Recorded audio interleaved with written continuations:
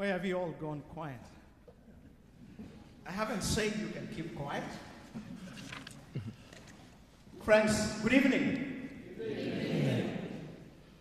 That was not loud enough. Good evening. Good evening. Welcome. My name is Reverend George Maura. I'm one of the ministers in the Church of Christ the Cornerstone. It's an absolute joy to welcome you all here. This Hustings has been organized by the Churches Together in Milton Keynes and the Church of Christ the Cornerstone. My role this evening is very minuscule. It's to welcome you, do the housekeeping, and then hand over to John Moffat, who is going to be chairing the whole event. But before I do that, before I tell you where you need to run to, if you need to, quick reminder that we here at the Church of Christ the Cornerstone do believe sincerely that what the founder of our faith says stands true at every stage. Do unto others what you'd like to be done unto you. So while you're here as our guests, if you will indulge me, I would like everybody to put that, to bear that in mind. That here we do compassion, here we do listening, and here we are sensitive to each other. Those are the principles that I would like everybody to observe, and I'm sure the chairman is possibly going to say something about that.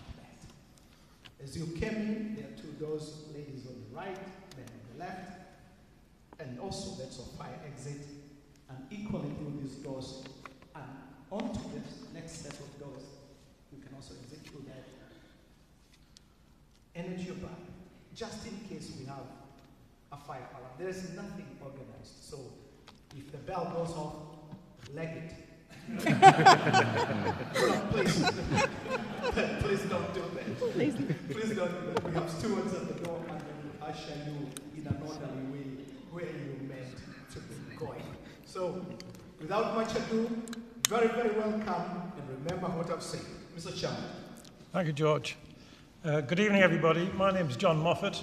I used to be the returning officer for Milton Keynes Council till I retired in 2012, and therefore apparently am considered sufficiently politically neutral to be able to chair this event this evening. I'm delighted to do so, and delighted to welcome you all. One further piece of housekeeping: the event is being live streamed on YouTube. If you are nervous about being seen on a screen, it's just the first two rows that the camera picks up. So if you want to move further back, please do so. We are here for hustings for the Milton Keynes Central constituency.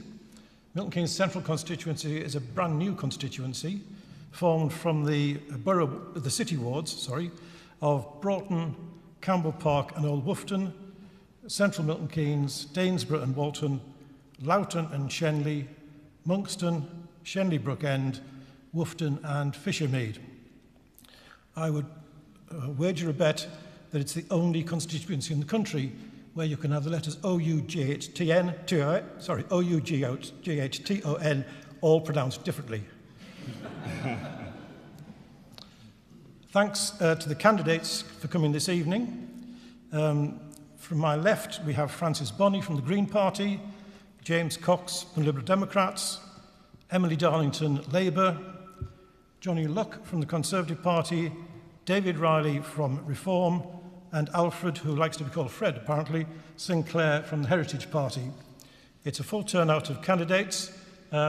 We've had hustings in 3 different places organised by churches, and this is the only one where all 6 candidates have turned out, so I'm grateful to them for doing that. Thanks to the questioners, many of whom put their questions in before this evening, and many more put their questions in at the door. We're not going to get round to all those questions tonight, I'm afraid. Some of them were rather long-winded anyway, and we are here to hear from the candidates, so I have paraphrased and amalgamated some of the questions in advance. If I have misrepresented you in any way doing so, I apologise. We will send all of the questions, both those that were submitted in advance and those we received tonight, to the candidates with the supporting comments which were made for some of the questions, and if they wish to respond to you, that will be up to them later.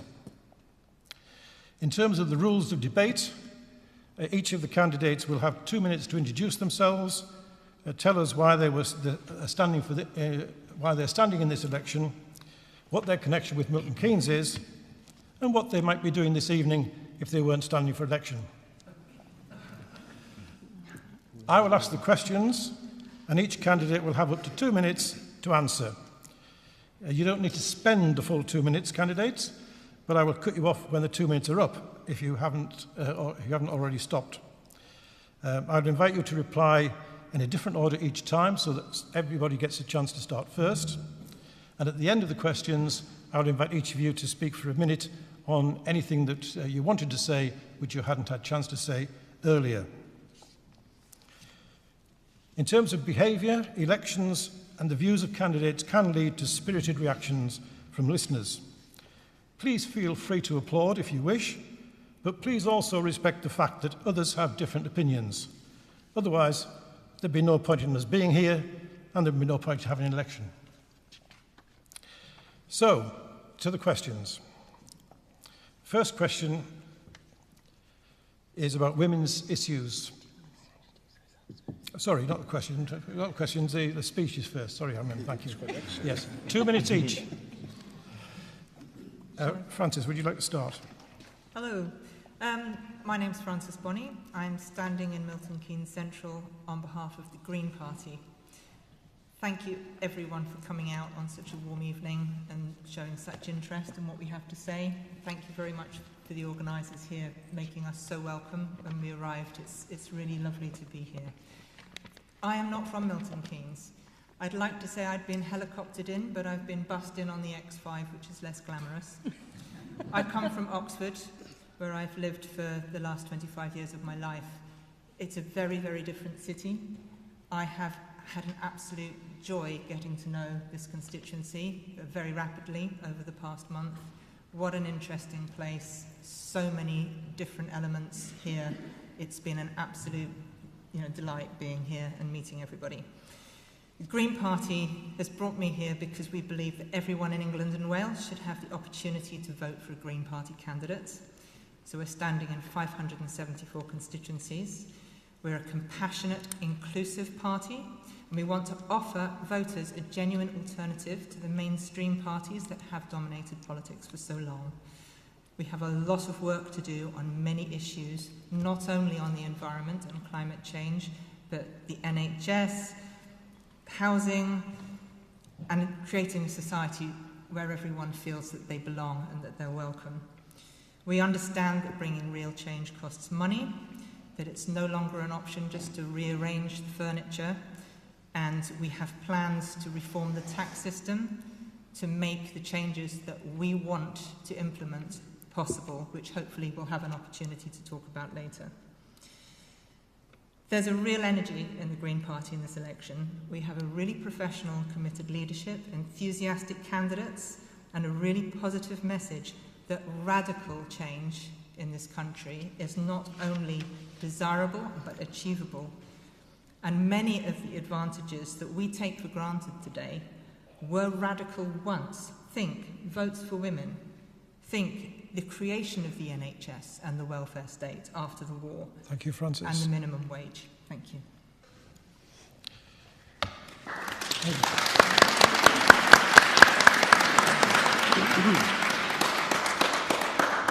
James. Thank you very much, and thank you very much for coming out on this absolutely beautiful evening. Tonight you're going to be told a lot about this election, that it's about Keir Starmer and Rishi Sunak and which one of them is going to be Prime Minister, and that's what you need to be putting your vote towards. I think that's right. I believe this election here in Milton Keynes Central should be about the pensioner in Fishermead who can't access the social care they need, about the family in Broughton who are struggling to find an NHS dentist for their kids.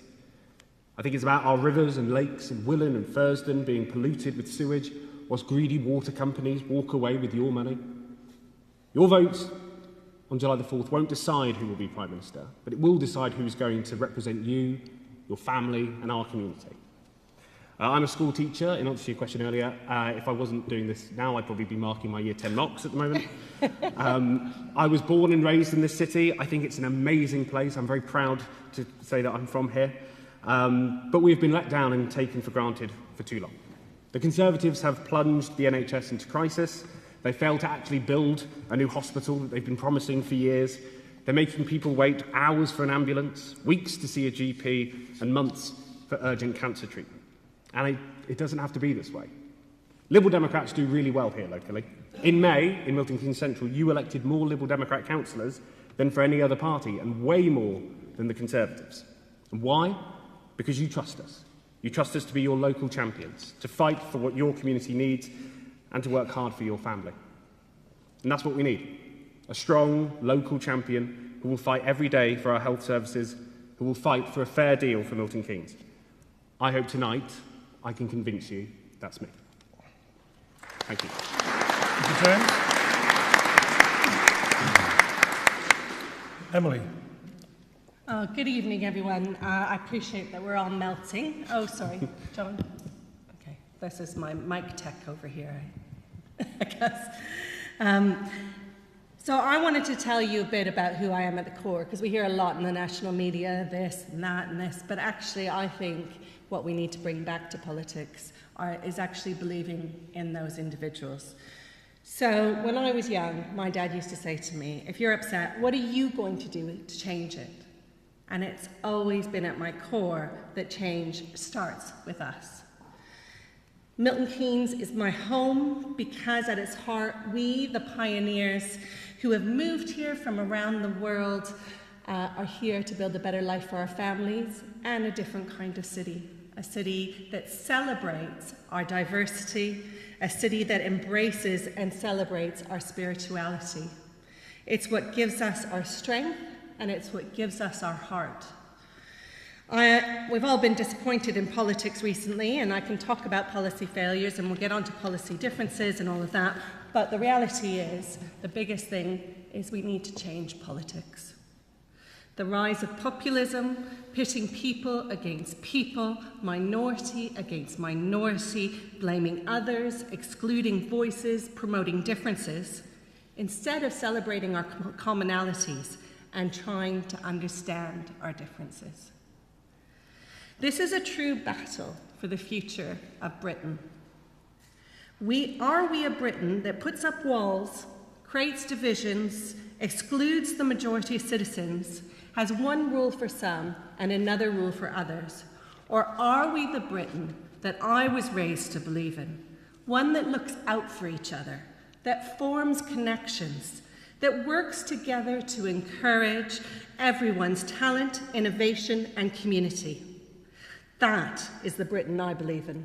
Thank you, Emily.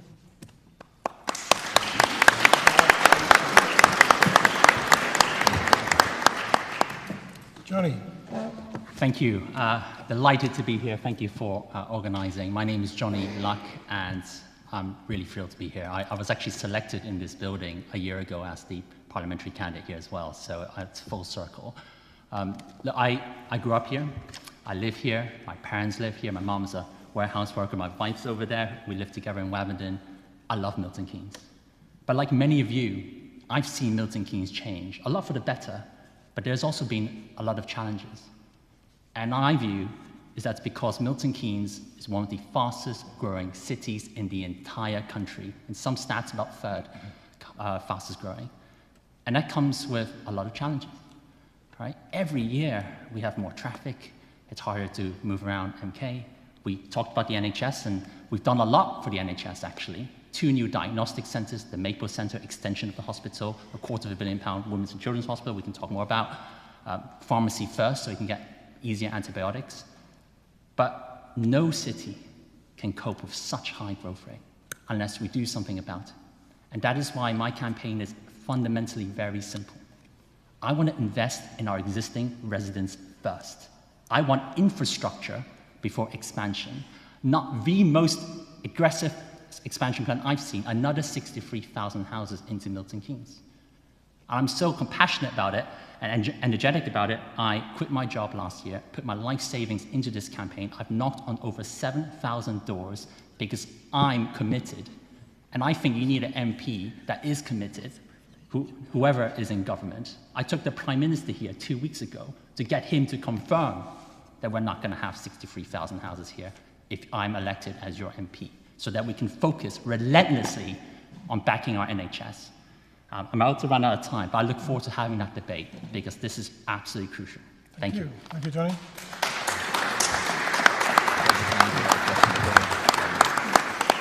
David. Hi, I'm David Riley. I'm a MK pedigree. I've lived, worked, educated in Milton Keynes my entire life. Last time I spoke publicly, coincidentally, was here in 2016 for the Leave campaign. So 8 years later, why am I back here again? Well, the Tories are simply not conservative anymore. If they were doing what they're supposed to be doing, liberal economics and social responsibility, then I wouldn't have to be here. But even by your own standards, you have failed, whether that's on immigration or trust or national debt, and I just don't believe you anymore. You know, fool me once, shame on you. Fool me twice, shame on me. As for Labour, they are, of course, entwined with the afterglow of Comrade Corbyn's Brezhnev influence. But after 14 years in opposition, as for a plan, they're really not saying that much, are they? And why? Because they can't reconcile their electoral pull factors. They're trying to appease the blue-collared worker of the North at the same time as the metropolitan Champagne socialist. They're trying to appease the Muslim vote as well as the woke vote. They can't reconcile them. To appease one would alienate the other. So they're just not saying anything. That's their strategy. The Tories deserve to lose this election, but Labour equally do not deserve to win it. If the first-past-the-post system was functioning as an adversarial system, I wouldn't have to be here. And in a sense, I don't particularly want to be here. But I'm finally at a point in my life where I actually have opportunities at my fingertips. So this is inconvenient. But I am here out of principle, and I stand here again because I know the Reform Party, despite its infant age and adolescent infrastructure, is full of mature, well-intended adults who are patriotic and pragmatic and can't be armchair politicians anymore. Reform is going to be the only free market libertarian option that will reduce state dependencies, elevating the individual and encouraging them. We need to correctly place the incentives and deterrents in a socio-economic way that serves the individual rather than the state. In doing so, to make the case for the hard worker, because that will be the only way out of the situation we're in, not more government. Thank you. Thank you.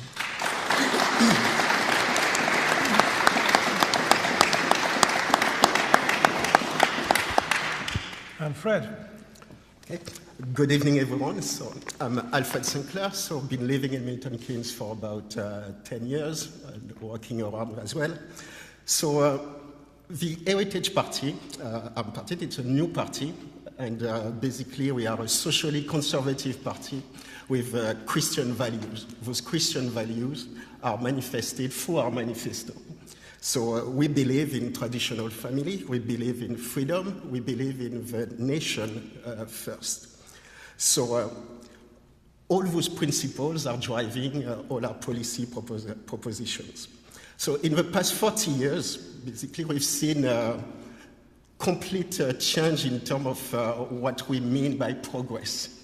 So we live in an era where we are having a lot of growth in terms of GDP figures, but the prospect for our children is worse than for our forefathers, which is really contradicting the very notion of progress. So, and that's really the reason why I'm actually decided to be more active in politics and join the Heritage Party. So this decline, we can see it on a daily basis. We can see it in terms of, for most of our citizens, it's a challenge to get on the housing ladder.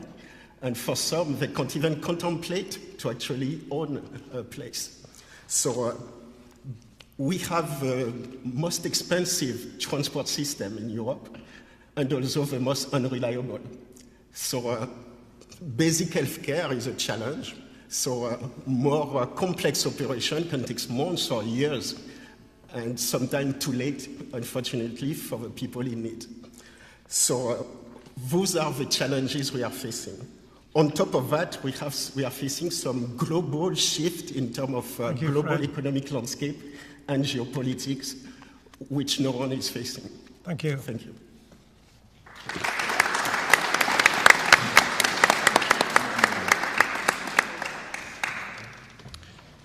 Okay, some candidates have already mentioned the proposed Women and Children's Hospital, and our first question is about that. It is that in Milton Keynes, a new Women and Children's Hospital has been promised since before the last general election. What will the candidates promise to do to ensure the provision of this hospital, given the fiscal challenges facing the country, and to promote the involvement of local women of all ages and ethnicities in the development of this new hospital and in all future health-related planning for the city? Francis. Well, I work for the NHS, and I work for one of the largest teaching trusts in the country in Oxford, and we also have a children's hospital and we have a women's centre.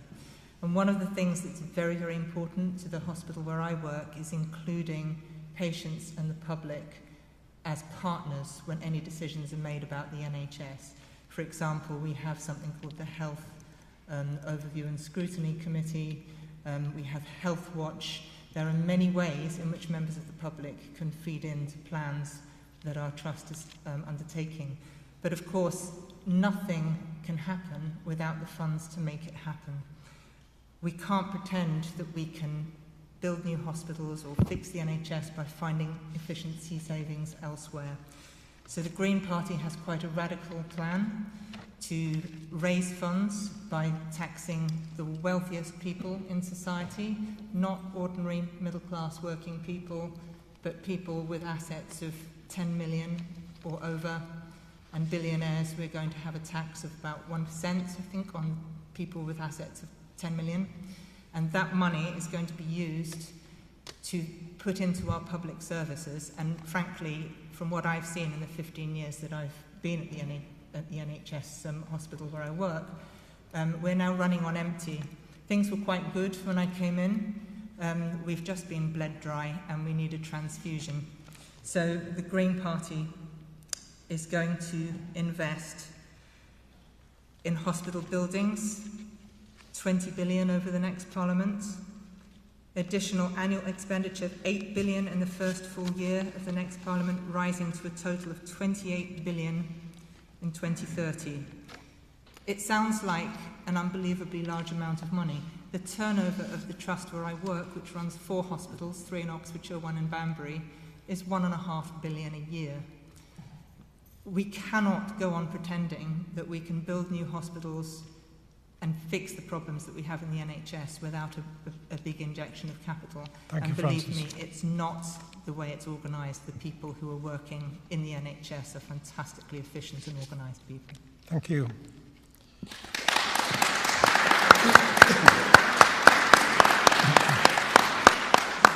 James. Well, we have quite a intricate but also quite straightforward plan for fixing the NHS, and one of that is focusing on the care system.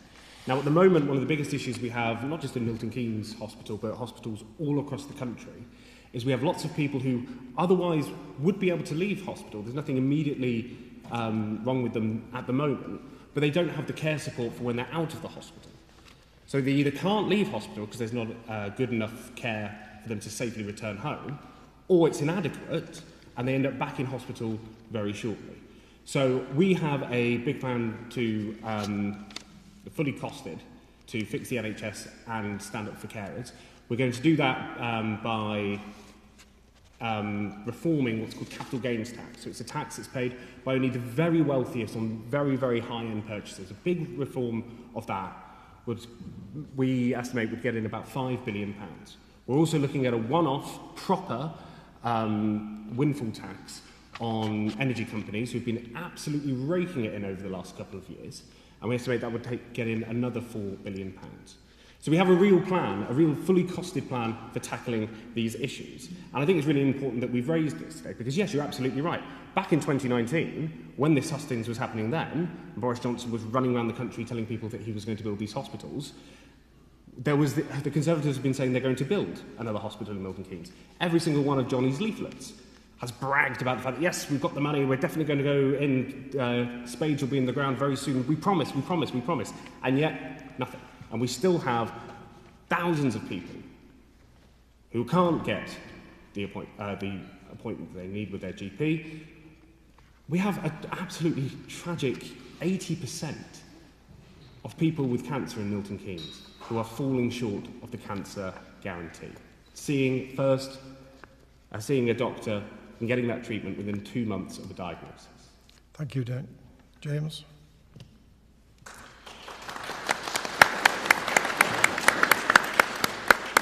Emily.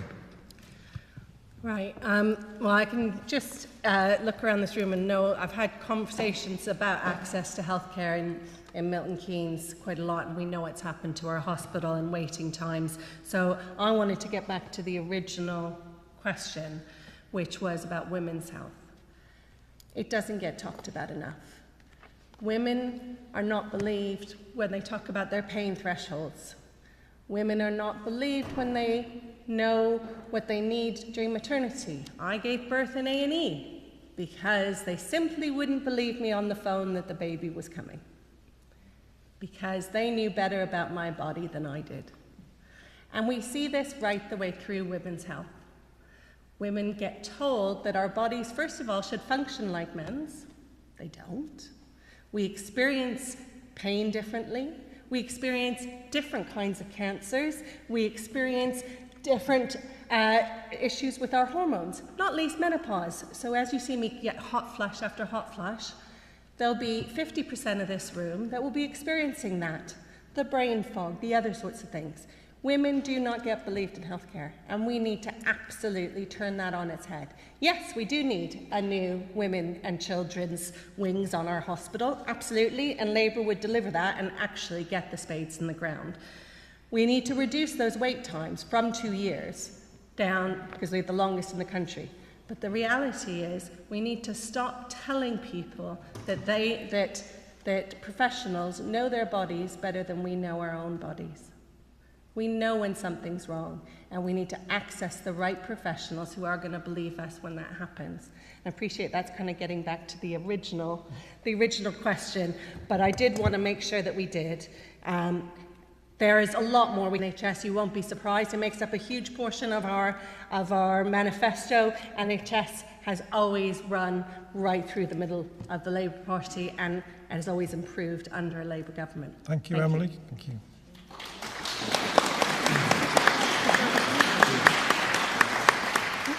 Johnny. Thank you. The NHS is an absolute top priority for me. In terms of the Women's and Children's Hospital, it's a massive project. We of course had the pandemic, which I think, from my understanding, had delayed things. But in the meantime, we put in a lot into the NHS. I mentioned 2 new diagnostic centres that will allow hundreds of thousands of scans. That's up and operational. And the Prime Minister came last year to extend the hospital wing. Pharmacy First allows you to get antibiotics. We're digitising all GP phone lines. And I was mentioned in Parliament for campaigning on the Women's and Children's Hospital. I'm not even elected yet, and I've been campaigning hard and being noticed for it. But I have a fundamental question. Everyone wants to improve the NHS here, right? How do you improve the NHS if you're going to add 63,000 more people here? The rate of growth is phenomenally difficult for our workforce here. We've actually increased the amount of GPs and also the amount of staff that supports GPs, but no one's going to feel it. My own GP service has catchment areas gone from 4,000 to 14,000. So yes, I think everybody in this room wants to improve the NHS, but let's have a grown-up conversation. How are we going to actually do it? You both need demand, and you need to manage. You need to increase supply, and also you need to manage demand. So all I'm asking for is give us a chance. Let's slow down some of the growth. Let's relentlessly focus on existing residents first and ensure our NHS can catch up. That's the only realistic way of doing this. And that's why my campaign is on infrastructure before expansion. Thank you. Thank you.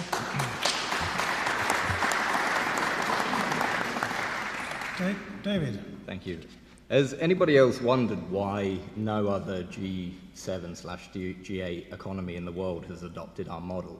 There's like nobody ever questioned why we treat the NHS like a national religion, and it's just intrinsically right in its own existence, despite the fact all the data is indicating that other Western European economies have better outcomes. It's kind of up to us then what we want the inputting factor to be, because at the minute it seems to me to just be money, and that is then either cancelled out by demand from huge population explosion, which doesn't seem to have been a subject matter for about 15, 20 years, or waste. And what Emily was describing seems to me to be more of a problem of competency than needing more money. What I don't get is we can control two levers on this. We can control supply, which is generally just quantified as sterling, and then we can control demand, which is people. And when I spoke initially about social responsibility, I think the NHS is like a supernovaing stage of a star, and it could collapse in on itself and then just become a black hole that consumes every other budget as we still pursue that national religion to exist. Or we can start to look at other economies, look at their outcomes, and actually assess what are the inputting factors that are producing them. I would close with just saying social responsibility. If you want to protect the NHS, and you mean that, and everyone says it virtuously, then take action yourself as an individual, look after your health as good as you can, and be as minimal burden as possible. Thank you. Thank you.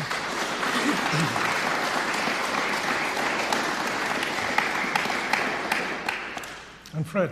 Yeah. So, indeed, protecting the NHS is not just about a matter of funding. So we need to be able to staff it. Right now, we have cap in universities on number of doctors, number of midwives, nurses, and so on. So whilst we are actually struggling to attract the same people from different countries who badly need those type of skills. So first we need to remove those unnecessary caps. So we need to actually prioritize properly the NHS, but agree on the missions of the NHS. So for instance, in terms of education, so we can actually teach nurses, midwives on the job, not necessarily only via university, which will take much longer. So there are many ways to address that. So not just about the funding part, but the funding part. There's a lot of discussion around fiscal responsibility, which is important. But we seem to be able to find billions to finance quangos, to finance foreign wars, and so on. So all those billions could have been better invested for the prosperity of our nation. So basically that. So we are missing the point in the past 40 years. Thank you.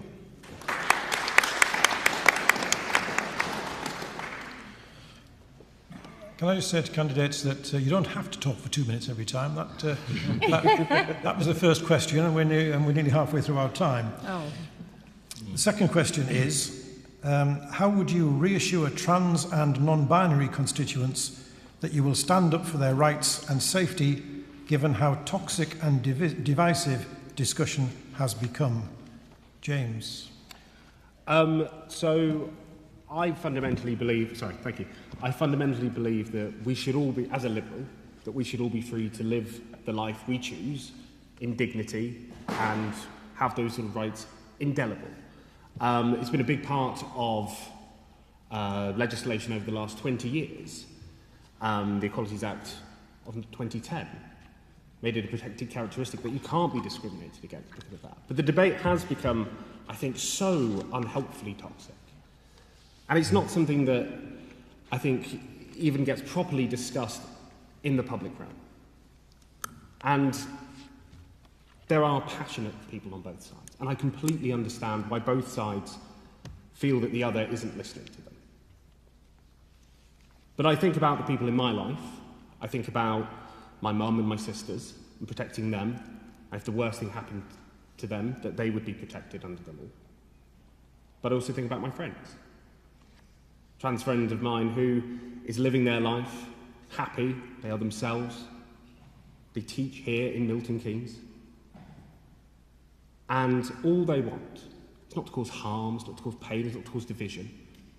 They just want to live happily.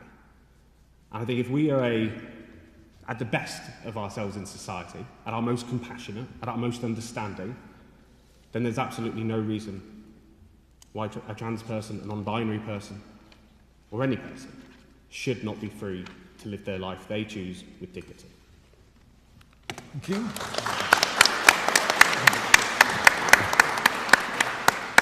Emily. So I'm going to agree with what James has said there, and I take it further and refer back to my earlier comments about what kind of Britain do we want to be. This debate, pitting women against trans women, does not benefit either women or trans women, I'm afraid. What we're not having is a proper debate that everybody should have human rights. And when we get into the specifics, we need to make sure that, yes, that there's enough shelter beds for women who are suffering domestic abuse, but also recognise that trans women need domestic abuse beds because they're more likely to experience domestic abuse than any other part of society.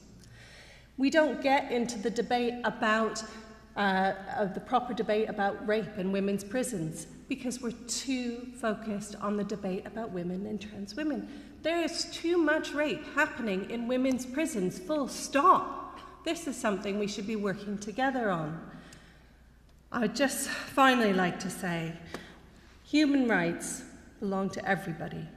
Women's rights, it's trans rights, it's men's rights, they're all human rights. And when you start to trade one off of the other, what you do is you demean, you divide society, and you actually don't get to the root of the discussion. And I always like to think, who benefits?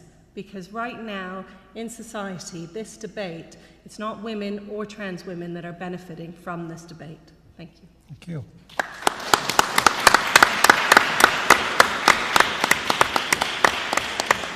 Johnny. Thank you. Look, this is a very tricky territory, and I am also not happy with the way some of these debates have gone to. You know, I'm a social liberal conservative. I'm proud of that, and I think that's very important. I don't think we should at all attack any specific communities. As an ethnic minority myself, I know that it's horrible to be attacked for a specific background.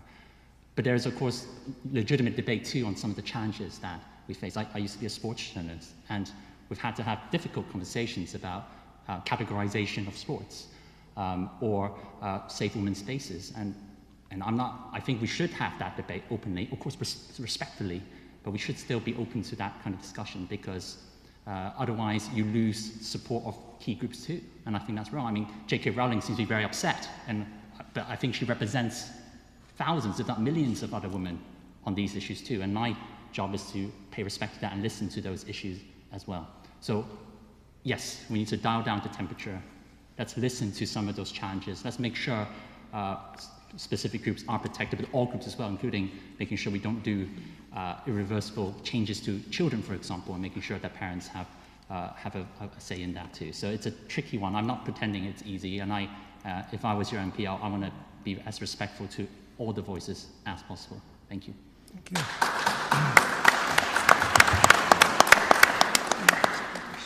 David. Hopefully I don't disappoint you. I don't intend to be the reform bogeyman on this one. I emphasised in my opening speech about the state and the individual.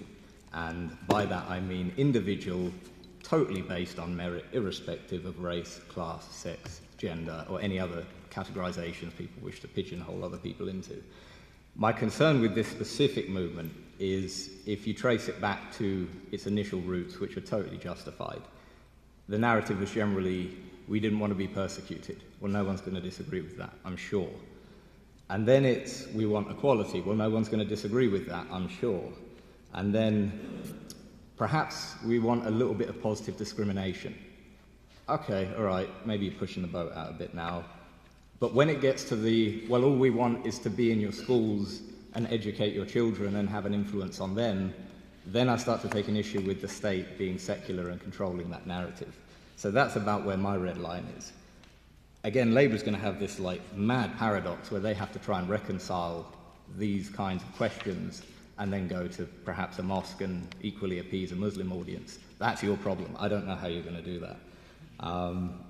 But my main prerogative on this is protecting women and children, and provided that's met, I don't care what the individual does. That's them, that's their private life.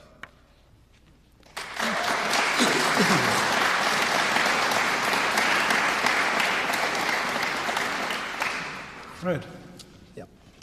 So, in the Heritage Party, one of our core principles is freedom. So we are already a very tolerant nation, so we need to be cognizant of that. Of course, we need to be able to let people live the way they want to live. That's part of the freedom we advocate for. So, and basically, it's all about that. So we are against any positive discrimination. So our tolerance, our positive Christian values should be enough to actually live in a peaceful way with one another. So for us, it's about family value. So we are on this planet to actually carry on a long story. That's what we call it. We are more than the individual part of each of us. So that's the limit of individualism. So, and that's what actually at the root of all those discussions, debates that are missing the critical point is that we are basically one nation, and that should be it. Thank you.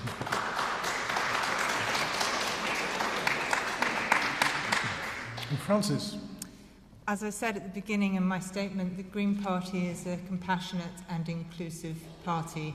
And by inclusive, we mean everyone, regardless of sex, race, gender, how they identify, religion. Every person as an individual, valued for themselves as an individual. And with regard to this issue about safety in women's spaces, the spaces should be safe. Some women may attack another woman. If you are in a women's prison and you are at risk of attack, that is because the prison is not safe. You should be safe from anybody in that space. That is what we should be focusing on, making also male prisons safe for male prisoners, because prisons are full of troubled people and prisoners are at great risk from one another and from themselves. So we need to focus a lot more on making spaces safe for people rather than focusing on individuals who may or not be considered a threat simply because of how they identify or whether or not they identify differently from the sex they were assigned at birth.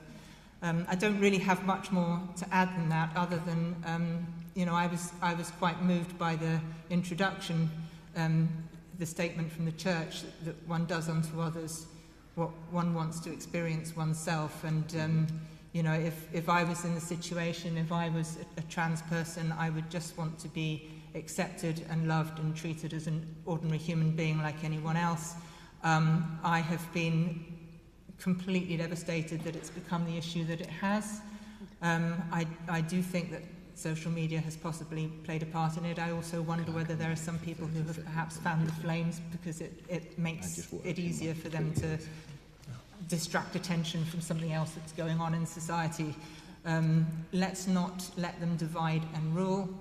Let us all be one community, one people together, and love one another for who we are. Thank you, Francis.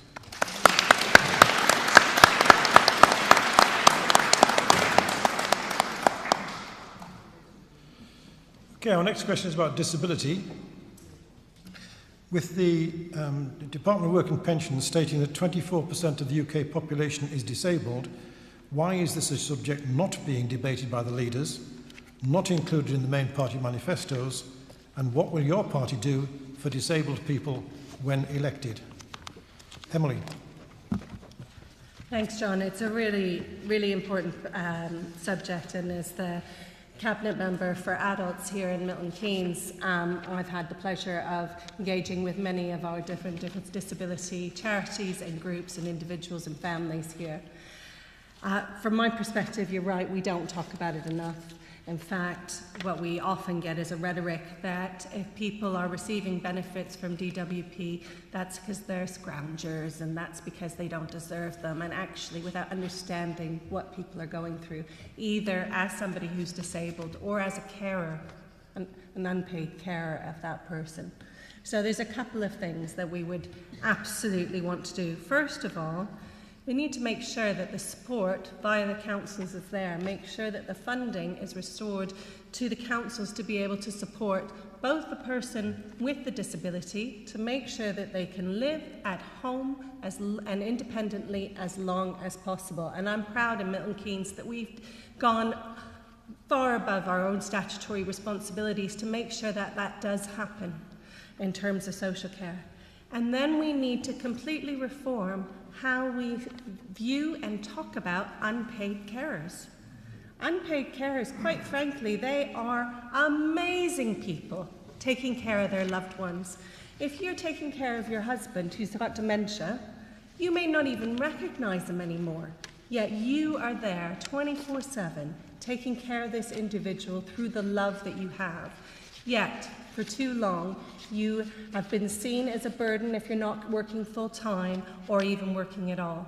Actually, you are one of the best people with the best hearts in society, and we need to flip that situation for everyone. Thank you. Thank you.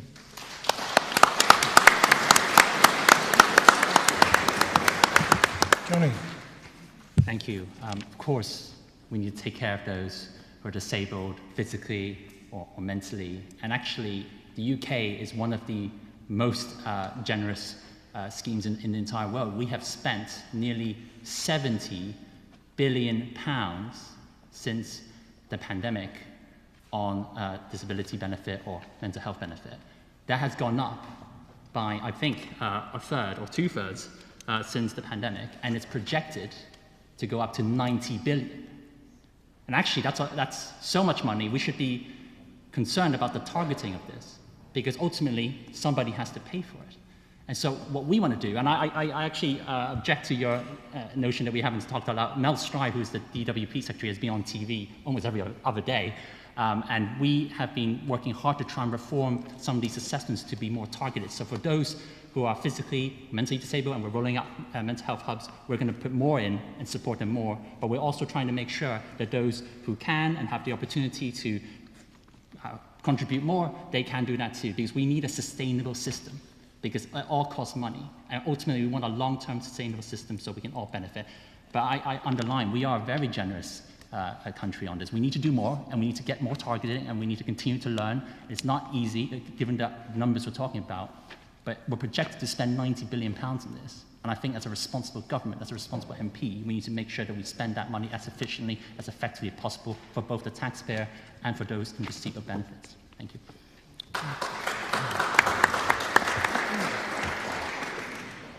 David.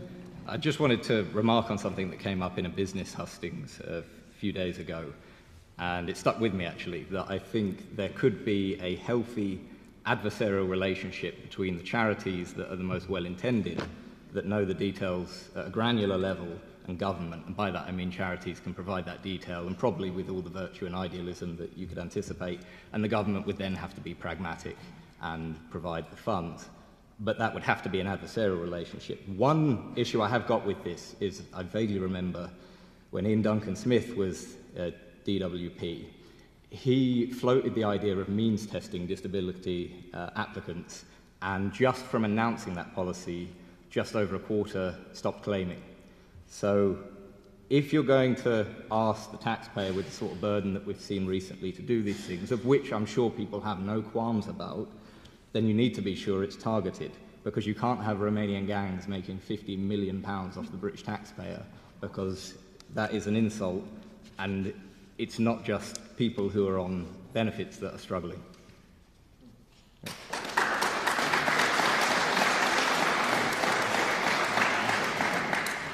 Fred. So, in our manifesto, we have two chapters. One, it's about family, and another one, it's about the culture of life. So, the culture of life, it's about being cognizant of the sanctity of life, whatever the age, whatever the disabilities, and so on.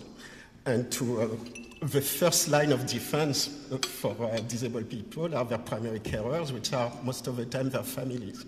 And the support need to be there for those families. So we are spending a lot of budget resources that we don't have on actually NGOs and so on. So to provide service that the state should be providing. So our view is that any public service and the care of our disabled, so whether it is age or veterans and so on, should be provided by the state. And we will be making, in so doing, a lot of saving and improve their care. Thank you.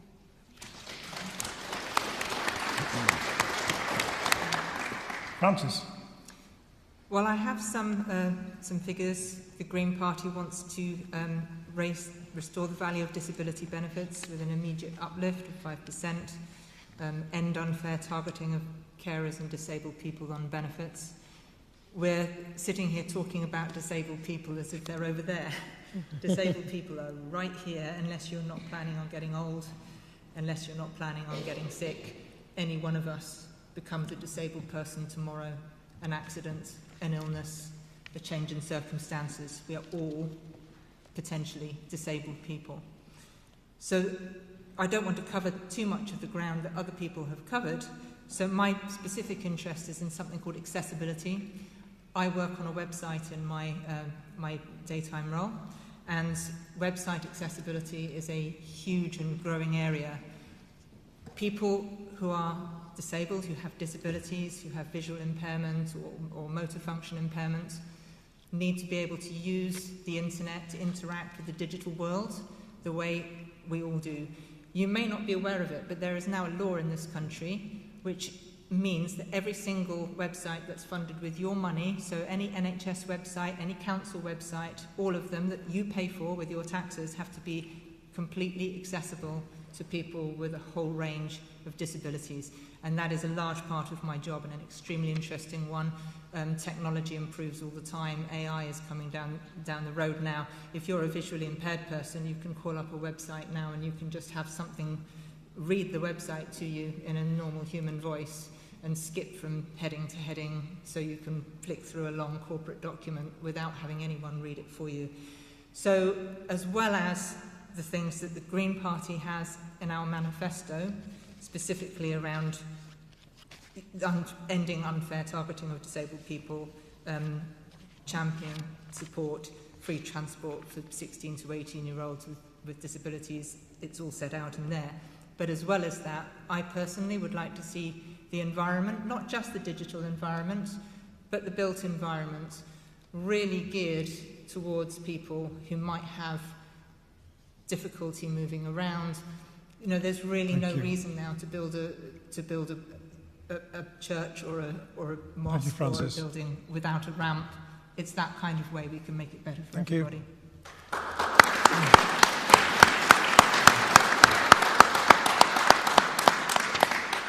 Thank you. You raise a really important point there, Francis. My sister's just given birth to a beautiful little baby boy, and she's become a bit of a pavement crusader as she's noticed going around her town that the pavements just aren't built for accessibility in large parts of the United Kingdom, and including here in Milton Keynes. Ed Davey is a carer himself. He has put care at the heart of the Liberal Democrat manifesto and as part of our mission. We want to give unpaid carers a fair deal. We want to increase the carers allowance and also expand it to more carers, the invisible carers who aren't being recognised by the state at the moment. We also want to go further and make carers a protected characteristic so that they have that protection in law, so that they, by going into sort of looking after loved ones in their own home, don't then end up having to make a horrible decision between work and care. In terms of mental health, which is one of these sort of growing areas of disability in this country, I'm seeing it myself as a school teacher, more and more students accessing EHCPs, needing to access CAMS, the Children and Adolescent Mental Health Services. And the services just simply aren't there. But one of the things that I really am passionate about outside of schools is postnatal depression and the complete lack of support and the complete lack of understanding that is there for lots of new mothers coming in and experiencing postnatal depression. And it's something that we have been very vocal about over the last Parliament in addressing, making sure there's more support, making sure there are minimum checks that hospital staff and health professionals have to do to ensure that it's something that we speak about, something that we don't stigmatise, and it's something that we can help people whilst they're there and transition from. Johnny mentioned the Tories' record on welfare. I would also like to remind Johnny that in his own manifesto, the Conservatives have committed flat out to cutting PIP by £12 billion a year, which will have a devastating impact on disabled people in our country. Thank you, David.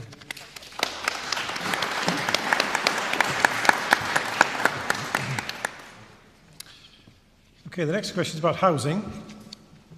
Housing is a big issue in Milton Keynes Central. Nationally, housing features strongly in all of the manifestos. All explicitly commit to targets that involve a substantial increase in house building of 60% plus. Where would these houses be built, and what impact would this have on heavily urban constituencies like Milton Keynes Central, given the focus on brownfield development? Johnny. Thank you. Of course, nationally we need housing. And we have set our ambitious housing targets, and actually we've done a lot over the last few years nationally. But my challenge is that I think Milton Keynes has done its fair share. We've been building consistently above national targets. I know Emily will challenge this, but we have. And so that's why, as your local MP candidate, and hopefully as your MP, I took the Prime Minister to come to Milton Keynes to explicitly rule out the 63,000 housing plan, because that's what you need. You need a champion here. But it's not just that. We also want to make sure that local residents have a voice with developers. You should have the power, not the developers. And a lot of people don't realize, but we're actually very close to the Greenbelt, right next to Woburn Sands. I don't want to build on the Greenbelt. I love our green spaces. So we need to make sure we get the right balance. The average new house build in Milton Keynes is £475,000 last year. The average house price in Milton Keynes that isn't a new build is £300,000. Something has gone wrong. And I'll tell you what's gone wrong. Developers are making money from you. We're not building affordable houses in that way. And I will be someone that will stand up to us as local residents. Whoever is in power, I don't mind. I'm here to defend us. Let's make sure we build affordable housing if we are to build it. Let's make sure you have a voice on where to go, because Milton Keynes has a reputation of being a new city where we're not a dumping ground. We're not a dumping ground for all housing. Why don't we instead regenerate our older estates instead? Which, by the way, the Labour Council cancelled a £1 billion regeneration project. I think Netherfield, Coffee Hall, Tinkersbridge, Bean Hill, they deserve a regeneration too. Why don't we focus on investing in the inner core of MK, not just the outer edges? And that's what I'll do if you elect me as your MP. Thank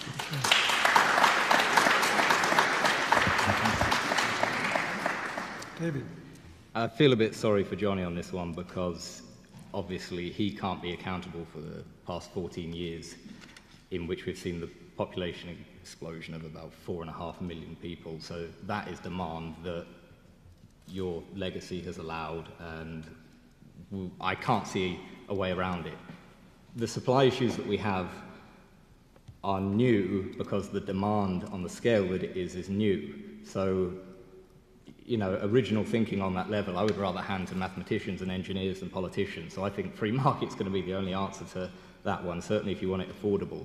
On a personal note, I would prefer that Milton Keynes grew outwards rather than upwards, and I think we have to kind of just take on the chin that we are going to be the guinea pig as a modern city. We're the blueprint that is going to be testing, some for better and some for worse, that will be copied and pasted for all the other modern cities that need to be built.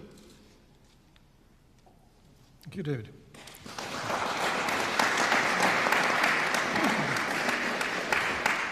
Fred. So, as I said in my introduction, basically, we have an issue in terms of the demand. So, for instance, in 2021, we had more than 1 million visa granted, and we've built 150,000 homes.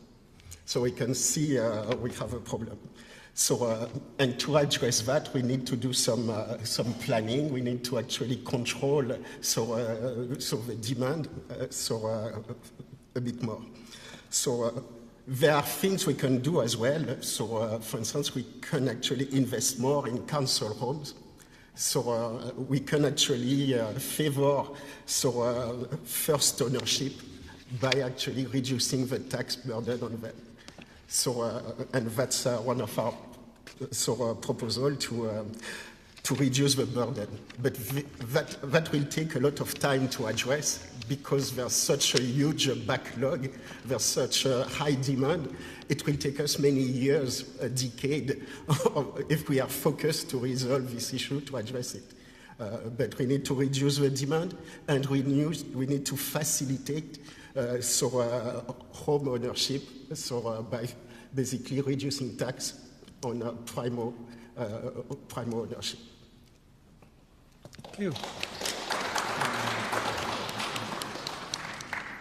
Francis.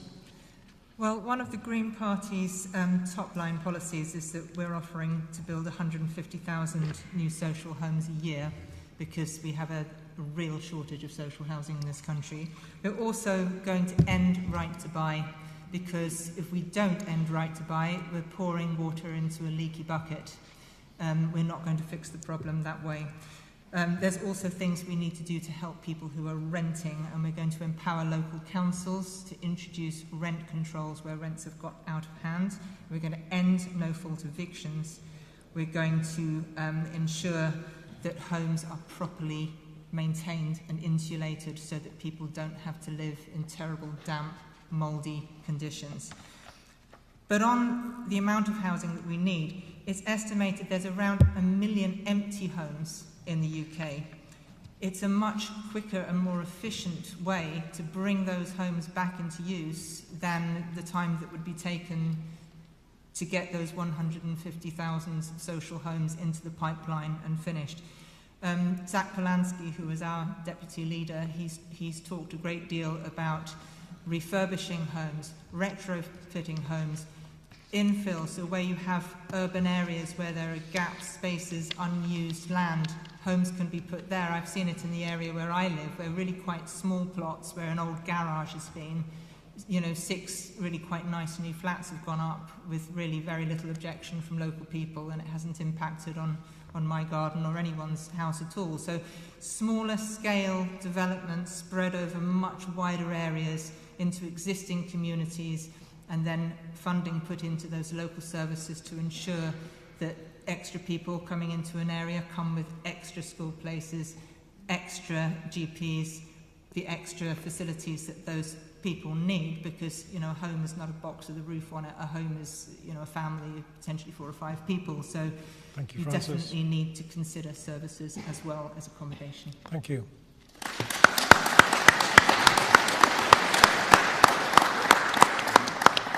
James. On housing, if elected as your MP and the MP for the place I was born and raised, I will be a passionate advocate for the abolition of residential leaseholds and capping ground rents to an absolutely nominal fee so that any of you who are in leaseholds, who are trapped in your leasehold property at the moment, you have control over your home. That it's not going to get taken away from you when the leasehold runs out. I think that needs to be a fundamental first Parliament change from whoever the next government is, particularly for people here in Milton Keynes. Now, I'm really confused about where the Conservatives stand generally on this issue, because on the one hand, Johnny says that he wants to welcome in business, lots of new jobs, great innovation. I think, yeah, we can all agree with that, but he doesn't seem to want anyone new to live here.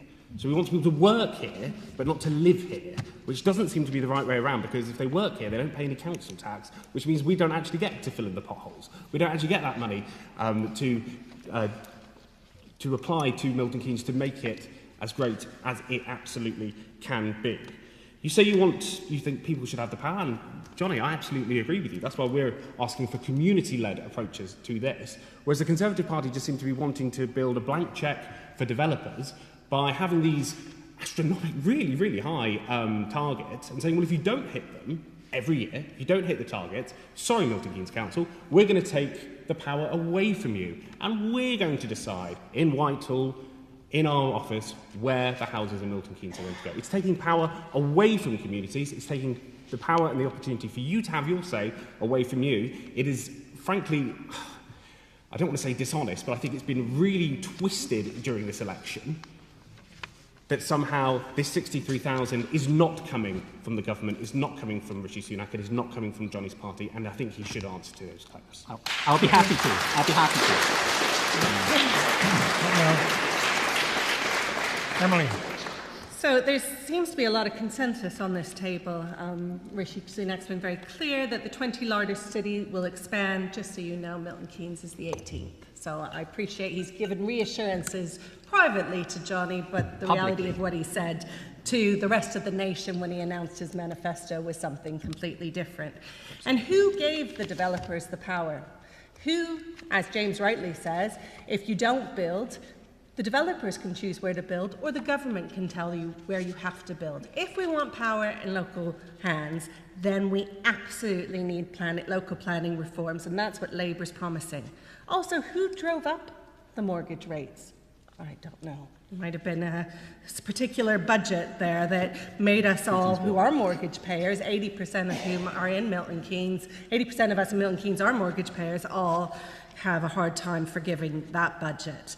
We need planning reforms to give us more local planning authority so that we can stick closer to the original Milton Keynes plan, making sure that we're continuing those linear parks, that we are building and continuing our grid roads. That amazing, unique Milton Keynes infrastructure is only possible if we continue to have plans. So where are those new houses going to go? Well, under Labour, they're going to take the best of what is Milton Keynes and build 10 new towns across the country to create opportunities like we have all had by moving to a new town and create those opportunities for other people across the country.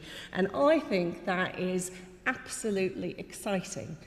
We were the last of the new towns done by the last Labour government. We are the most successful of the new towns, and we have so much to share about how we could build those opportunities right the way across the country, and wouldn't that be a great way to actually deliver some levelling up? Thank you.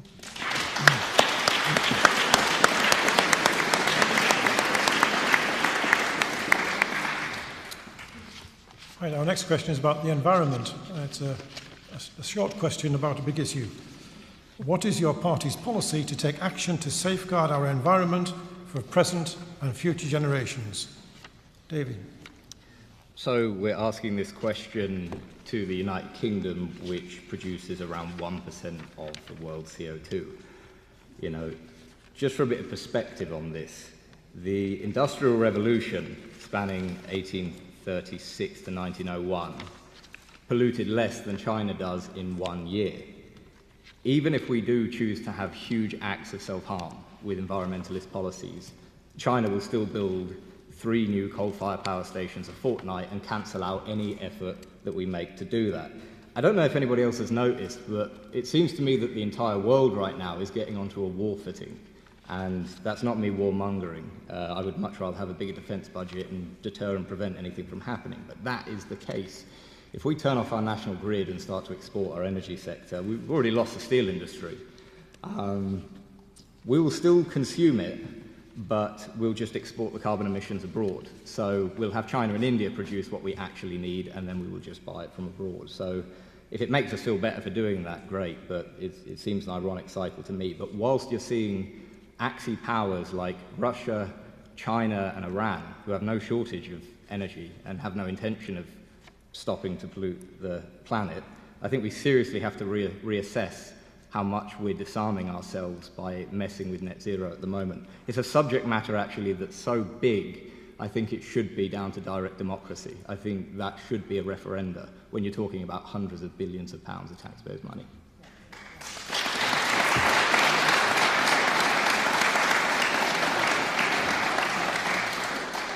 Fred? Yeah. So we spent indeed a lot of time on CO2, so not that much on more nefarious pollutant, pesticide, and so on. So on a daily basis, for our food, we are ingesting millions of microparticles of plastic. So eating fish now, we eat more plastic than fish. So all those things are really killing us. and we are not paying attention because our attention is being diverted through the CO2 and the net zero campaign. So we have 200 miles of fishing zone. We have basically access to these fishing zones are not restricted. So we have extremely large fishing trawlers that are coming and destroying the seabed. We have fishing via electric shock, killing basically all the floor life form in the sea. So all those can be controlled, and for that we need to take the control and regulate effectively. To address this issue that are impacting our environment. So it's not just the environment for the sake of environment. It's really we are part of it. So we are part of the ecosystem. So destroying our environment is destroying ourselves and our future. And we can address it.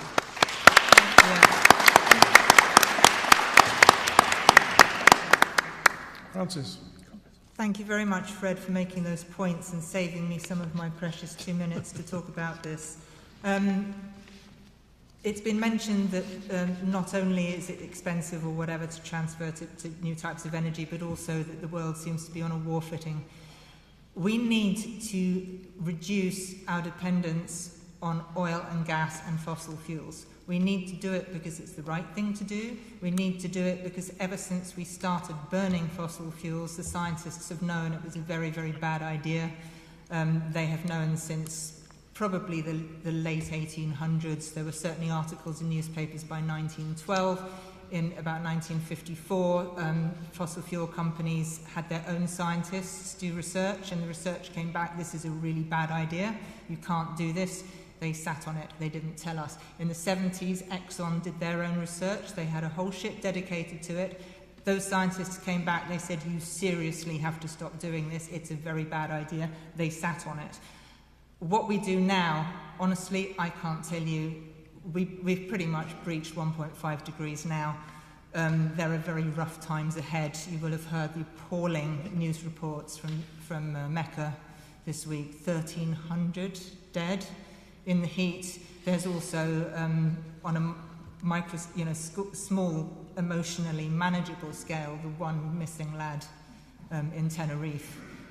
One family's tragedy scaled up 1,300 times. There are actually other benefits of transitioning to green energy. Number one, the technology is here. It's been here since I was visiting the Centre for Alternative Technology when I was 19 years old. They've had the technology. It's always been here. It's a lie that it hasn't been here and it hasn't been ready. There's been regulations and things have been brought into place to block its use, and companies have bought patents and then not used them. But also imagine a Milton Keynes that was completely energy independent. Imagine solar panels on every single one of these big buildings, charging your electric cars all the way down those big long car parks. Imagine if there was an international crisis and the price of oil shot up, how good would that be for Milton Keynes? No rise in your bills. Thank you.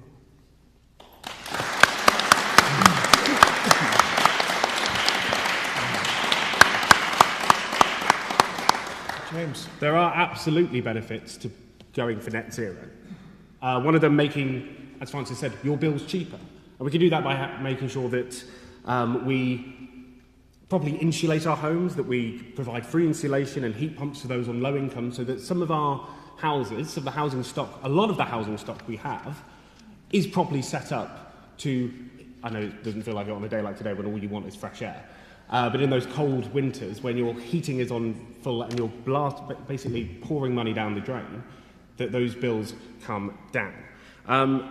Energy independence would be an absolute boom for Britain.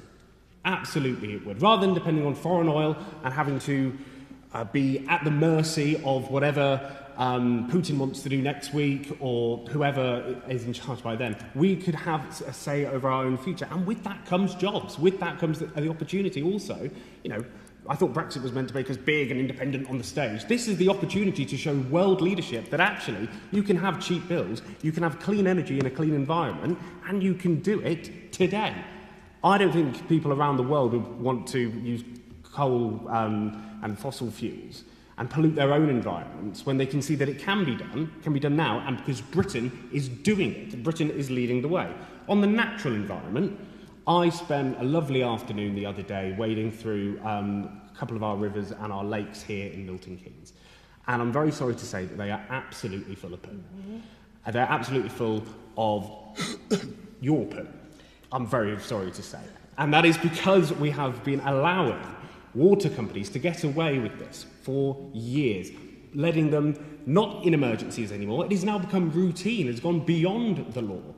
And what do we do to punish them? Absolutely nothing. If one of them goes to the wall tomorrow, then the government's going to write them a big, lovely cheque, and nothing happens to the shareholders, but you will pay the bill. We don't think that's right, and we will ensure that that does not happen. Thank you, Jim.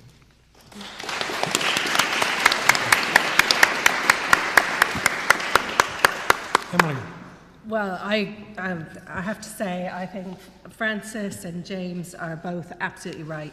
An act of self-harm, the biggest act of self-harm would be not to take this seriously. That would be the biggest act of self-harm for this country. Let's talk about some of the stuff that I've been delivering locally to actually start to look at what we're doing. So I'm refurbing, not me personally, with 3,000 council homes to make sure that not only are those homes delivering cheaper bills, but they're cooler in the summer, they're hotter in the winter, and actually we're creating jobs. The problem is, all the material is coming from Europe and now has a huge price tag attached to it, and we don't have enough young people or older people who are trained up in these new techniques. But what an opportunity to create new manufacturing and new jobs here. All of our new council homes have been built to a standard that I like to call the MK Standard Plus, which means they are built to an energy efficiency standard that's not required by law, but is one that should be, because these homes will last well into the future, and these are the things we need to be looking at. It's probably hard for you not to have noticed that we are committing to GB Energy. Why are we committing to GB Energy? It gives us the energy security, absolutely. That is part of the reasons we're having international wars over resources like water and energy. But it also gives us the opportunity to become the world leader in renewables, creating jobs and manufacturing of the future. And finally, on biodiversity, there's not enough time to answer these questions, but on biodiversity, biodiversity isn't something we do over in a field over there. It's something that we need to be doing in every community, in our own backyards, in our own public parks, and that's what we're trying to create in Milton Keynes with the first biodiversity strategy that many of you, plus 500 people in organisations across Milton Keynes, helped to co-create and deliver. Thank you, Emily.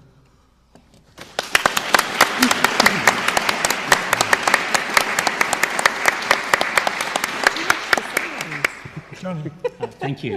Look, I really care about environment. I did ecology degree and I was mentored by Alex Sharma, who's the former COP president. So it's a really important thing. And in Milton Keynes in particular, we're known for our green cities. I want to inject a little bit of optimism here because it's been very, very pessimistic. We've got a fantastic record in our journey to net zero. Firstly, it was under the Conservative government that committed to a 2050 net zero target.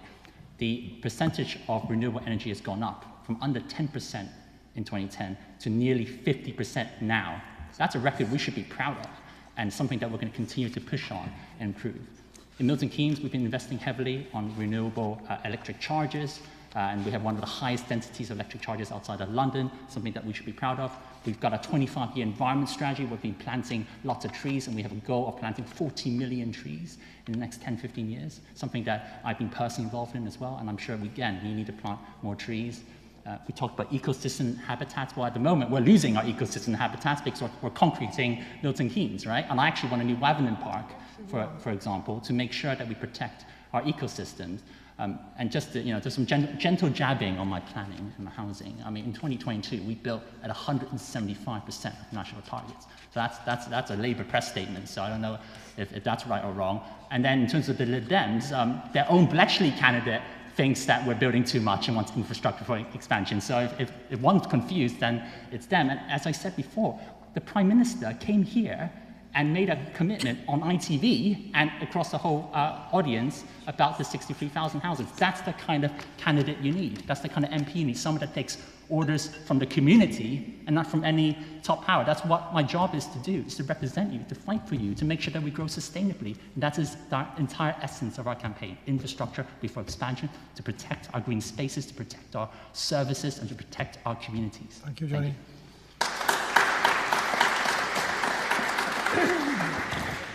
Now, we plan to finish at 9:30, and it's getting that way now. So I'm going to take one more question, then everybody's had a chance to speak first. And the question I'm going to ask is a peace and justice question. If elected, how will you promise a more peaceful and safer world, including working towards a permanent and immediate ceasefire in Gaza? And will you support a suspension of UK arms sales to Israel? Fred. So, basically, a lot of those topics are interrelated. So, we spent a lot of billions, investing in waging wars abroad and destabilizing countries. As we destabilizing countries like Yugoslavia, Iraq, Pakistan, Libya, Syria, we are hit back with massive immigration that we cannot control. Threat of terrorism and so on. It seems that nowadays we have forgotten about diplomacy. We can see days and night a lot of politicians actually sleepwalking toward war and not talking about peace, which is important. On the issue of the Palestine and Gaza, we as the UK granted more than half of this country for the Jews to settle in because they were not safe enough in Europe. We've recognized the state of Israel, but we've never recognized the state of Palestine. So this has to be addressed. Ideally, one state with the various culture, religion living there, as it was before we get involved in this region, because before that we had Jews, Arab, Muslim, Hindus, Christian living together. And contrary to what is being said, if you go to even Iran, you will find Jews living in Iran, being represented in their political system, religious system. One-state solution doesn't seem to be on the card anymore, so therefore the only option is a two-state solution. Thank you, Fred.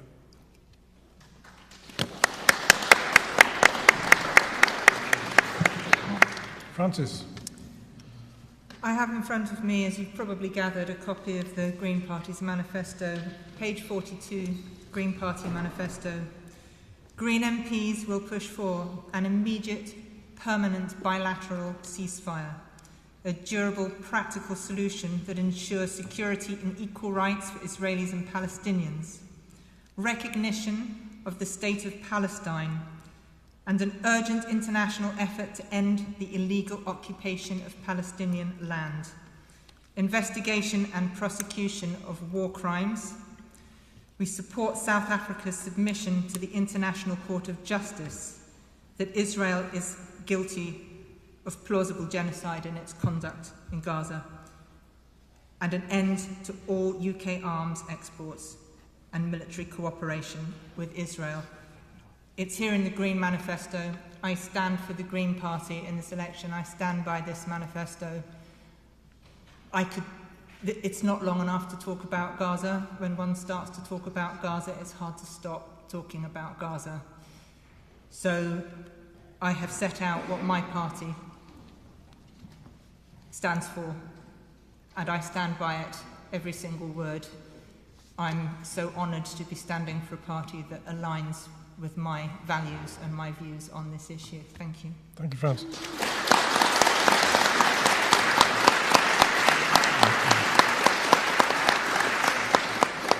James.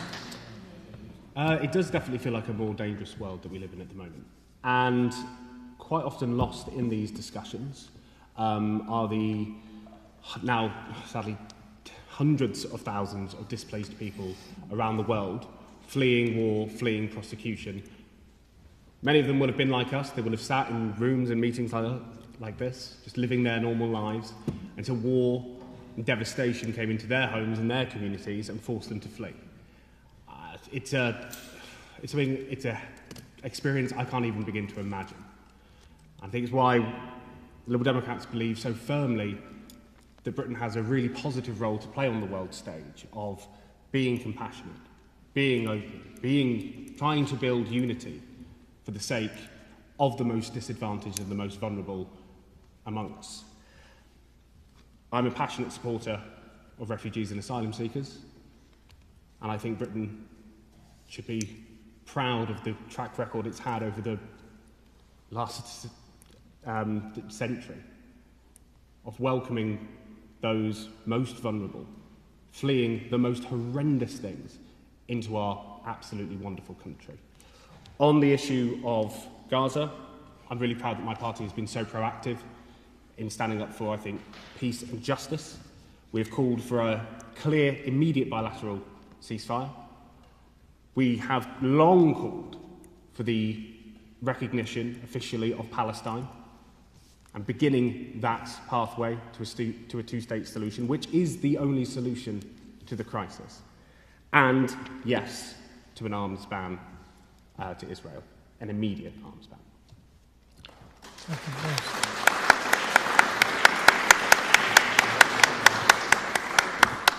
Emily. So there's going to be a lot of consensus. But, so let's talk about Gaza first, and then I want to bring in the wider question around peace and justice. Yes, there has to be an immediate ceasefire. There should never have been an incursion into Rafah. The Labour Party, myself, called against that. It has been devastating. The entire situation has been devastating. And if you're a mum and you look at those pictures and you see what's happening to children, to the hospitals, to everything, it is just on a human-to-human level, which is our basic level. You cannot help but cry and be disturbed by it all. We need humanitarian aid in there, absolutely immediately. And what we also need is a proper rebuilding of Palestine. There is no future without a free and safe Palestine. That has to be part of the solution. And the children on both sides of Israel and Palestine need to grow up in an environment where there is no fear, because from fear breeds hate, and I don't mean to sound like Yoda from Star Wars, but it is absolutely true. Children cannot thrive when they have when their parents are telling them they're not safe, or when they're seeing it on the street corners. I want to talk about the fact that our media seems to only be able to hold one global conflict in the media at the same time. We must continue to remember what's going on in the Ukraine, and we must remember that there are people in this election right now who are apologists for Putin, and that is scary and wrong. There's ongoing conflicts in Syria, there are ongoing conflicts in the Congo and other places, and all of that makes the world a less safe place. So this is the time when we need to be standing up for international human rights and standing side by side the International Criminal Court. We helped set it up, both the EHCR and the ICC, and we should be absolutely defending both of them because they represent our British values. Thank you, Emily.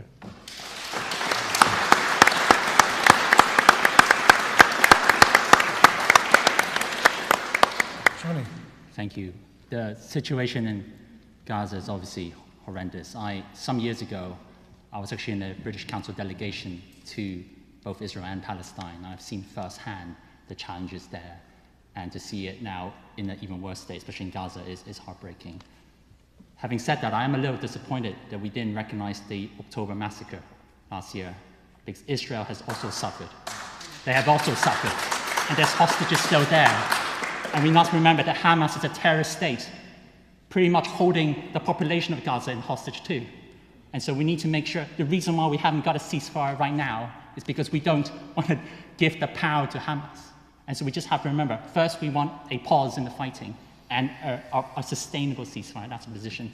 And David Cameron has said that with the right conditions, of course, we want a two-state solution and we want to recognize Palestine in the right moment. We have already increased the amount of aid to Gaza. We've tripled the amount of aid, and we want to do much more. But we must make sure that we do it in a way that is sustainable. And in terms of wider issues, look, I'm proud of our refugee track record in the UK. My dad's from Hong Kong, and we've welcomed Hong Kong refugees into the UK. We've welcomed Ukrainians and Afghanistan individuals into our country, and I think that's good. And in terms of peace and justice, I believe we do it through strength. Invest in our military, make sure that we have strong defense, make sure we're proud out there, project our force, both soft and hard, because the best way to stand up to a bully, to a dictator, is to show confidence and strength. And that's what I'll stand for, too, in Parliament. Thank you. Thank you. David. I'd just like to read everybody an official statement from Hamas on the 24th of the 6th. So we're talking 2 days ago. If we could go back to October 7th, we would still do it all again. So, as far as I'm concerned, Jews have been hated for their religion and then hated for their race until the 20th century saw the consequences of that, and now they are hated for having a state. I don't align myself at all with these pro-Palestine protests because the overriding narrative is that they claim to care about innocent Muslim lives. But when you look at numbers, if it is Muslim life that you proclaim to care about, Assad killed more than 500,000 of his own, and he continues to. And when he was dropping barrel bombs on innocent civilian Muslim population, and you can make it emotional and say women and children and babies, they're all included, there was no protests in London at all. But as soon as the Jewish state does something, bearing in mind that that is a targeted military operation in which there are often leaflets dropped, phone notifications, flares dropped, targeted strikes, I would point out the fundamental attitude difference between the two nations. When October 7th happened, Palestine, for all intents and purposes, and Hamas, had an attitude of glee. They weren't ashamed about what happened, and if you were to poll the ground, I still don't think you would see that they're ashamed about what happened. Perhaps some may deny it. But when Israel does get caught by the media, as it deserves, for usually incidentally as collateral damage, killing women, children, etc., it's not met with glee, it's met with shame and embarrassment, and that is because they are a decent, dignified Western democracy. And I think we should be ashamed of ourselves to rush to give sovereignty or identity to a country hosted by Hamas whilst they still hold hostages. Thank you. Thank you.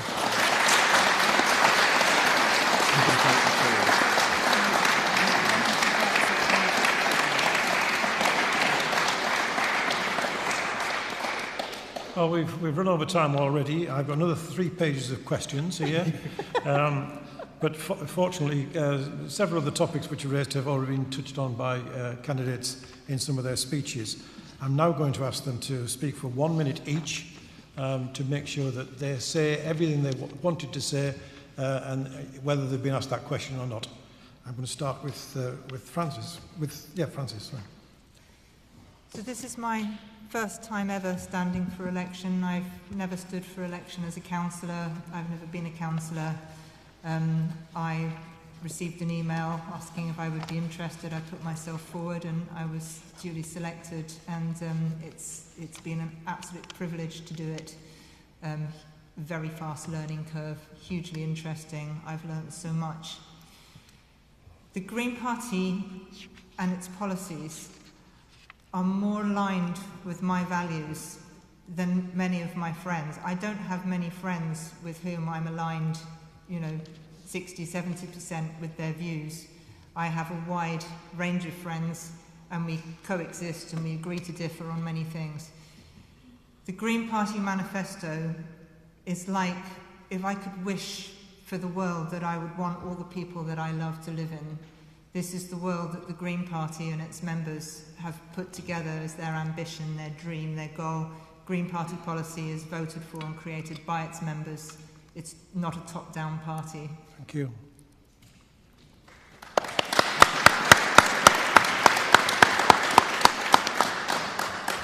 James. Thank you so much for coming here tonight, and thank you for your really thoughtful questions. I think they challenged us in ways perhaps we sometimes weren't expecting, but I think it's really important that we have this big, open and honest discussion with everyone up here who is fighting for the opportunity to be your local champion, be the person that's going to represent this beautiful, wonderful, unique city that I'm very proud to call my own. I was born and raised here, I was educated here, and it would give me enormous privilege to fight every day for a fair deal for my city, for my family, for my community. So hopefully on July the 4th we've done enough to convince you that the Liberal Democrats are your local champions, and I will be your local champion here in Milton Keynes. Thank you, James. Emily. Just a huge thank you to you all for sitting through quite a hot evening, but actually thank you again to the people, my opponents on the stage, for making it quite a civilised debate as well. I do think that I'll start where I began. For me, it's about the opportunity to serve. It's about the opportunity to say, okay, I'm not happy with this, so what can I do to change it? And what can we do to change it? And throughout my career, I've always sought to work with those people who share my values, who may have different solutions, but actually that's quite a healthy debate. Not doing personal politics, but doing what actually matters to the people that live in Milton Keynes. It is a privilege to live here. It has been a privilege to be a councillor here and a cabinet member here. It would be an absolute honour and privilege to serve you as your MP. Thank you.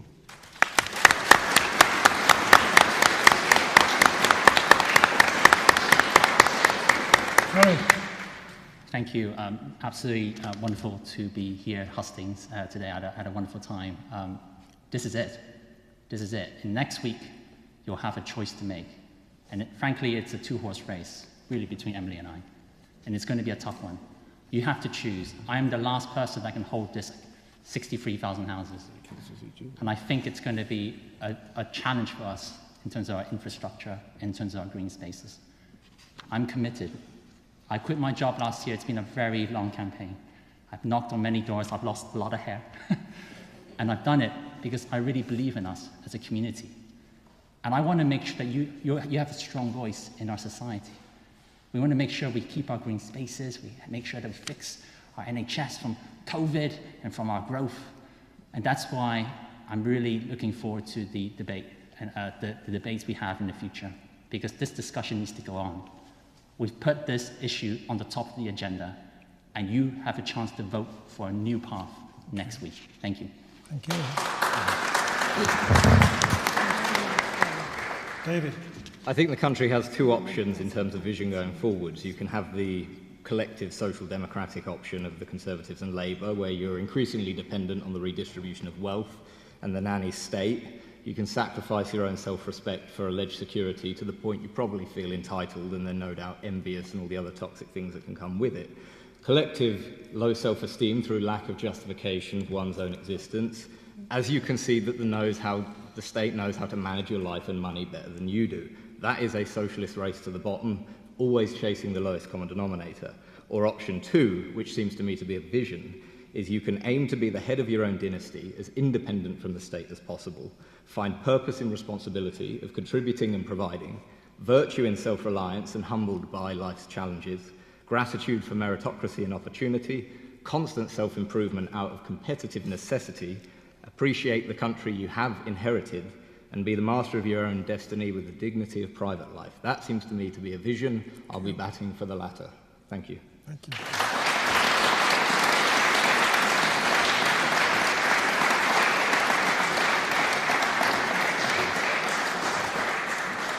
And last word to Fred. Okay. Thank you all for this evening and contributing to our democracy from the ground up. So There is this lack of trust in politics, because basically in the past 2-3 decades, politics has been about theater. So it's about virtue signaling, spin. So communication is more important than doing things. And it gets translated as a society. We are no longer making things. We don't manufacture anywhere. It's being done in China. So abroad. So no wonder we are in the state we are in. So, and basically what we want to do with the Heritage Party, based on our core Christian value principle, it's really bring back purpose. So not look at short-termism. So what will be on the news the next morning. So the maximum visibility we can have nowadays, it's about a few weeks. So we need to start looking longer term, much longer term, and address that. So, and emoting like that, basically, with a lot of good intention, unfortunately, it's not enough. And as we all say, so the road to hell is paved with good intention. Thank you, Fred. So we need to be mindful of that. Thank you.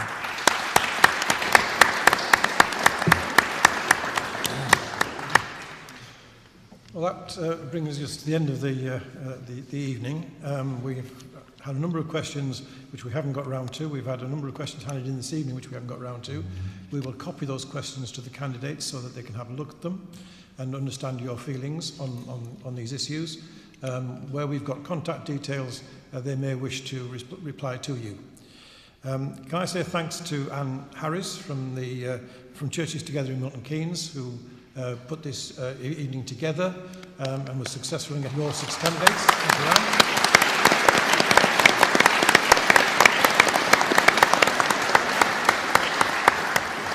I say thank you to Church of Christ the Cornerstone for providing the accommodation and the refreshments this evening.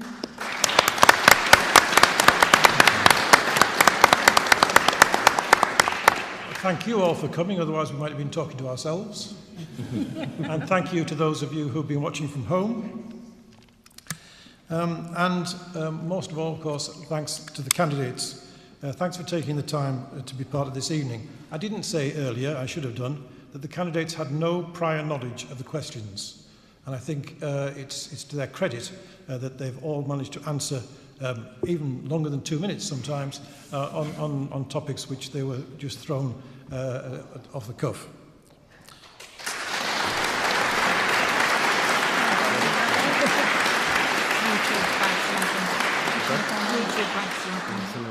Candidates, only one of you can win.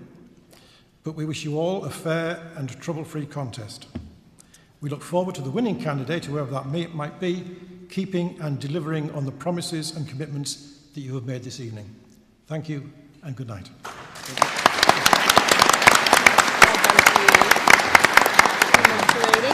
Ask my business partner to bring you on. Don't think you need to see each other again now. I'll get you trained. Stay healthy. We'll both get jacked and we can take care of yourselves. You do not How about that for a stroke or anything like that. Hello.